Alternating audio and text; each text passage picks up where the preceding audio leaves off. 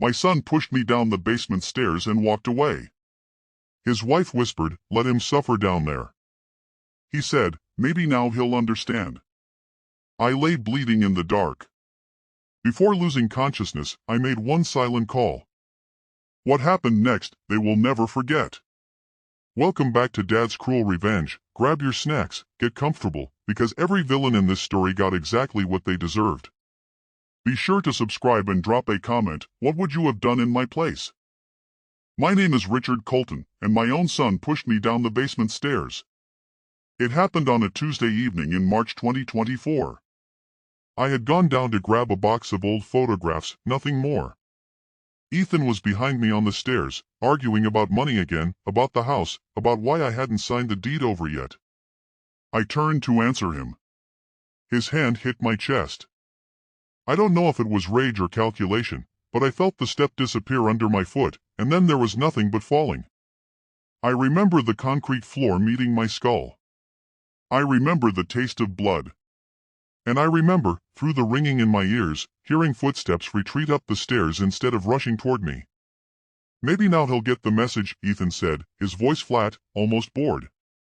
Vanessa, his wife, appeared at the top of the staircase. She didn't come down either. Let him rot down there, she said. He'll sign when he's scared enough. I lay in the dark, my vision blurring, blood pooling beneath my head. I could hear the television turn on upstairs. Laughter. Normal life continuing 3 feet above the man they just left to die. My hand found my phone in my jacket pocket before the darkness took me completely. I dialed one number, not 911. Someone else. Someone who had been waiting 15 years for this exact call. It's time, I whispered, and then everything went black. I woke up 3 days later in a hospital bed at Grady Memorial, tubes running into both arms, a machine beeping beside me in steady, mechanical indifference. The nurse told me I'd suffered a skull fracture, 2 broken ribs, and severe blood loss. Another 20 minutes on that basement floor, she said, and I wouldn't have woken up at all. Nobody from my family had come. Not Ethan. Not Vanessa. Not even a phone call to the hospital asking if I was alive or dead. But someone else had come.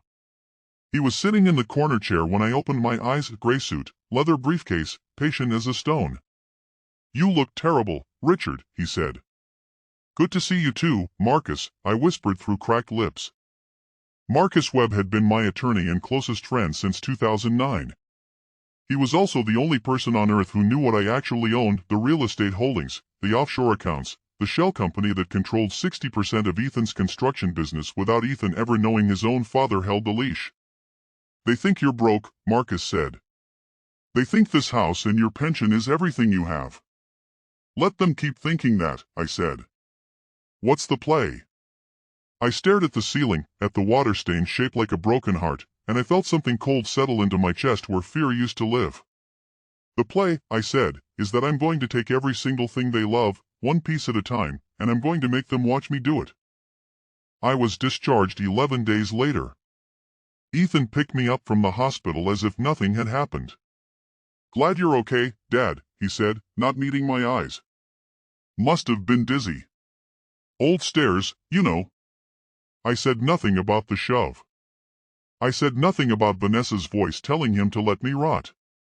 I simply nodded and let him drive me home to the house he was already circling like a vulture. Vanessa greeted me at the door with a plate of soup and a smile so practiced it looked surgical. We were worried sick, she said. I thanked her. I ate the soup. I went to bed early, and I let them believe the fall had made me smaller, slower, more afraid. That was the first rule of the plan Marcus and I built in that hospital room, silence as a weapon. Every day I said nothing, they grew bolder. Every day I said nothing, they made another mistake. Within a week, I overheard Vanessa on the phone with her sister. The old man's basically helpless now, she said, laughing. Once he signs the house over, we can finally get him into that assisted living place and be done with it. I stood in the hallway, gripping my cane, feeling the old rage sharpen into something more useful. Not anger. Strategy. That night I called Marcus. Start moving the construction company's contracts, I said. Quietly. Start now. Are you sure? He asked. I have never been more sure of anything, I said. They tried to bury me alive. Now I bury everything they think belongs to them. Marcus and I spent the next month building a machine designed to collapse in perfect silence. Ethan's construction company, Colton Builders, ran entirely on contracts and credit lines I had personally guaranteed years earlier, back when he begged me for startup capital and swore he'd never forget what I'd done for him. He forgot within a year. I never did. Through the shell company, Websley Holdings, Marcus began quietly calling in outstanding loans, one at a time, spaced weeks apart so nothing looked coordinated. We didn't touch the big commercial contracts yet, those would come later, when the fall needed to be total. First, we starved the smaller veins. Meanwhile, Vanessa had opened 3 credit cards in the past year, all linked to accounts I still co-signed from when they first married and had temporary cash flow problems. She never closed those accounts. She never even remembered I still received the alerts. I watched the spending. Handbags. A leased Mercedes. A country club membership neither of them could actually afford without my money quietly propping up their lives. They're building a house of cards on top of you, Marcus said during one of our late-night calls, and they don't even know you're the foundation. Then let's remove it, I said. At dinner that Thursday, Vanessa mentioned a beach house they were considering in Destin. Ethan smiled at me like I was already dead weight to be managed. That sounds lovely, I said, smiling back. Inside, I was already signing the first withdrawal notice. The first blow landed on a Monday morning in April, exactly 6 weeks after they left me bleeding on the basement floor. Ethan's phone rang at 8:14 a.m. I was sitting at the kitchen table, drinking my coffee, watching his face change color as the bank's regional manager explained that 3 of his largest credit lines had been called in, effective immediately, due to a routine risk reassessment. What do you mean, called in? Ethan's voice cracked. We have 4 active job sites right now. I sipped my coffee. By that afternoon, Colton Builders had lost access to nearly $400,000 in operating credit. 2 subcontractors walked off active sites when their payments failed to clear. Ethan spent 6 hours on the phone, sweating through his shirt, while Vanessa paced behind him asking questions he had no answers for. This doesn't make sense, Ethan muttered that night, not realizing I was standing in the doorway. It's like someone's targeting us specifically. Maybe the bank just got nervous, I said calmly. Banks do that. He looked at me for a long moment, something flickering behind his eyes, not suspicion yet, just confusion, just the first crack of a man realizing the ground beneath him wasn't as solid as he'd assumed. Dad, could you maybe help us bridge this? Just temporarily? I set down my coffee cup very slowly. Ethan, I said, I'm just an old man who fell down some stairs. What could I possibly do to help? His jaw tightened. He didn't push further. He had no idea I'd already loaded the second blow. Vanessa's collapse began exactly where I knew it would, with her vanity. The credit cards I still co-signed had been quietly flagged for unusual activity review through a contact Marcus had at the issuing bank, a man who owed Marcus a favor from a case 15 years earlier. It wasn't illegal. It was simply persistence, patience, and the right pressure applied to accounts she'd forgotten I could still see. Her country club membership was suspended first, for non-payment of a balance she assumed auto-renewed silently forever. Then came the call from the dealership about the leased Mercedes, for payments behind, threatening repossession within 10 business days. I watched her unravel from across the dinner table. This is insane, she snapped at Ethan. Your father's business problems are bleeding into MY accounts somehow. They're not my father's accounts, they're our accounts, Ethan snapped back. You're the one who opened 3 cards without telling me. Their first real fight happened that night, loud enough that I heard it clearly from the guest room where I still lived, healing, patient, watching. He fell down the stairs and suddenly everything is falling apart, Vanessa hissed. Do you think he's doing something? He can barely walk, Vanessa. He's not doing anything. I closed my eyes and allowed myself, for the first time in 6 weeks, something close to a smile. They still thought I was the same broken old man from the basement floor. They had no idea the man on that floor had already died. Someone far more dangerous had taken his place.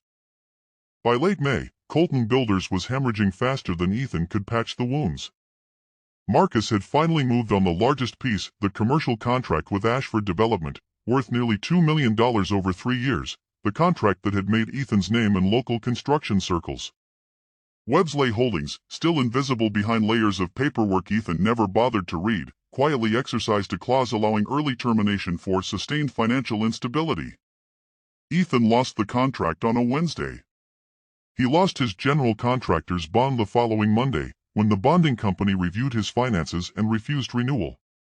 I sat in my armchair reading the newspaper when he stormed into the living room, his face gray, his hands shaking. "Someone is destroying me on purpose," he said. "The bank, the bonding company, Ashford, it's too coordinated to be coincidence." "Do you have enemies?" I asked, not looking up from my paper. "I don't know anymore," he shouted. "I don't know anything anymore." Vanessa appeared in the doorway, arms crossed, mascara smudged from crying. "Maybe it's karma," she said quietly, and for a moment I thought she meant it as an accusation against herself. Ethan turned on her.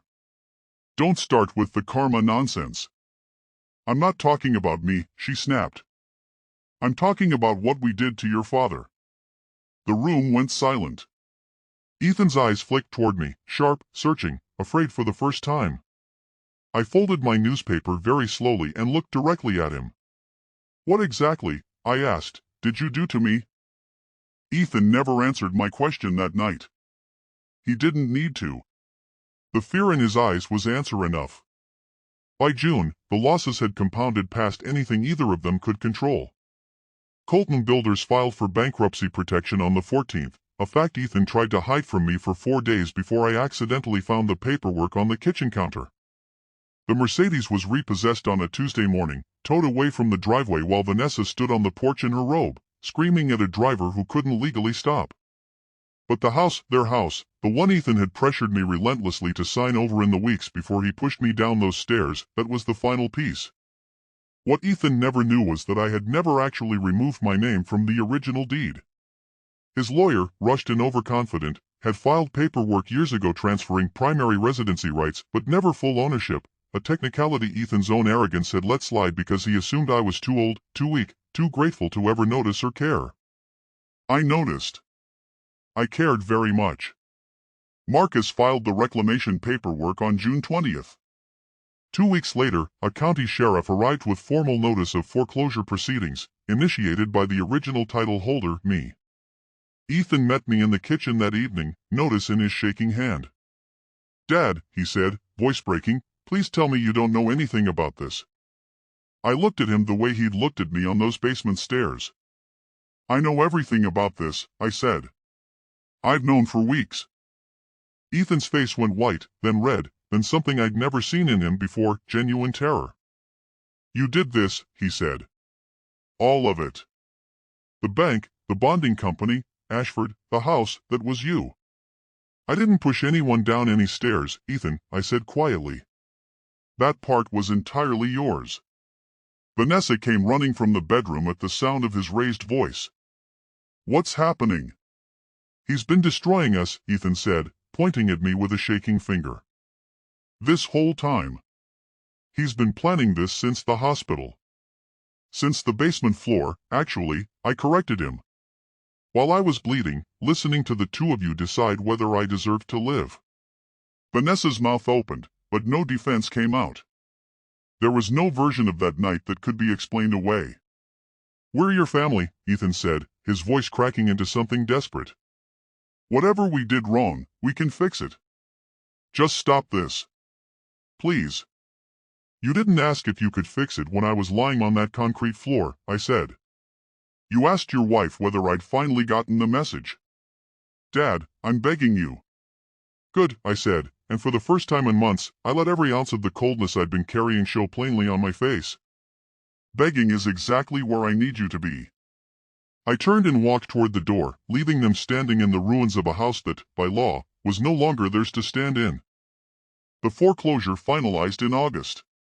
Ethan and Vanessa had 30 days to vacate the home they'd tried to steal from a dying man on a basement floor. Colton Builders' bankruptcy proceedings stripped away the last of Ethan's business assets, the trucks, the equipment, even his name on the industry's regional contractor registry, permanently flagged for financial misconduct after Marcus ensured the full paper trail reached the licensing board. Vanessa's credit was destroyed beyond recovery, the 3 cards defaulted and reported, her name attached to debts that would follow her for a decade. They moved into a rented 2-bedroom apartment across town, the kind of place they used to mock when driving past it in their leased Mercedes. I know because Marcus had someone confirm the address for the final piece of the plan. I sent 1 envelope to that apartment in early September. Inside was a single sheet of paper, the full accounting of Websley Holdings, the shell company that had quietly owned and controlled Colton Builders since its very first day, and my name printed clearly at the top as its sole beneficial owner. Ethan called me 40 minutes after it arrived, sobbing, barely coherent. "You owned the company," he said. "You owned everything. This whole time, everything I built was mine." I finished for him. "The same way this family assumed my life, my money, and my silence would always belong to you. I simply took it all back." There was nothing left for him to say. I hung up the phone. Ethan asked to meet me one last time in October, at a small diner neither of us had ever been to, neutral ground for a war that had already ended. He looked smaller than I remembered, unshaven, thinner, his hands wrapped around a coffee cup he never drank. "I don't understand how you did all this," he said. "You were in a hospital bed. You could barely walk." "I didn't need to walk," I said. "I needed to think. You gave me plenty of time to do that, lying on that basement floor. I was scared, Dad. Vanessa and I were drowning in debt, and you wouldn't sign the house over, and His voice broke. "I never meant for you to actually fall. But you didn't come down those stairs to check," I said. "And your wife told you to let me rot. Neither of you called an ambulance. I called it myself, from the floor, bleeding, while you both went back to your television." He had no answer. There wasn't one that existed. "What do you want from me?" he finally whispered. "An apology? I'll say it. I'm sorry. I'm so sorry." "I don't want your apology," I said, standing, buttoning my coat. "I wanted you to understand, completely and permanently, that the man you left in that basement was capable of taking apart everything you built with nothing but patience and a phone call." I placed enough cash on the table to cover his coffee. "Goodbye, Ethan," I said, and I meant it in every sense of the word. 8 months since my son pushed me down a flight of basement stairs and his wife told him to let me rot in the dark. Colton Builders no longer exists. The house is mine again, quiet and empty, exactly the way I like it now. Vanessa works a retail job across town, her credit ruined for the next decade. Ethan delivers auto parts for a company that has no idea who his father is, or what his father owns. I never raised a hand against either of them. I never had to. Every collapse, every foreclosure, every silent phone call was simply the truth finally catching up to 2 people who mistook an old man's patience for weakness. Marcus asked me once, near the end of it all, if I felt any guilt. "Guilt is for people who did something wrong," I told him. I lay on a concrete floor bleeding while my son and his wife discussed whether I deserved to survive. Everything after that was simply arithmetic. I sit now in my study most evenings, the house silent around me, and I think of that voice at the top of the stairs. "Let him rot down there," she said. As if I were already dead. As if I would never rise from that floor to remind them exactly who had built the ground they stood on. They know now. They will never forget it. Some men fall downstairs and lose everything. I fell downstairs and took everything back.